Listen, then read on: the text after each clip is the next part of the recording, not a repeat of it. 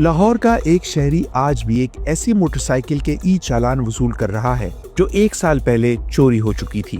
Police records کے مطابق یہ موٹر سائیکل سال 2024 میں رائیونڈ کے علاقے سے چوری ہوئی، جس کا مقدمہ فروری 2024 میں رائیونڈ تھانے میں ہی درج کرایا گیا تھا، لیکن اس کے باوجود موٹر سائیکل تاحال برآمد نہیں ہو سکی۔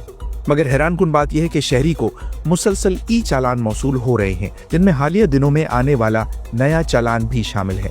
ان ای چالانز کے مطابق موٹر سائیکل اب بھی لاہور کی سڑکوں پر چل رہی ہے۔ ایک طرف پولیس مقدمہ درج ہونے کے باوجود موٹر سائیکل تلاش کرنے میں ناکام نظر آتی ہے، تو دوسری طرف ای چالان سسٹم شہری کے لیے ایک نیا مسئلہ بن چکا ہے، جس نے متاثرہ شخص کو شدید ذہنی دباؤ میں مبتلا کر رکھا ہے۔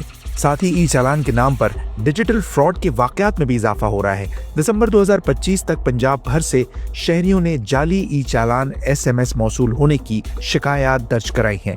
اس صورتحال پر پنجاب سیف سٹیز اتھارٹی نے عوام کو خبردار کرتے ہوئے کہا ہے کہ کسی بھی مشکوک لنک یا پیغام پر کلک کرنے سے گریز کریں اور صرف سرکاری ذرائع سے موصول ہونے والی معلومات پر ہی اعتماد کریں۔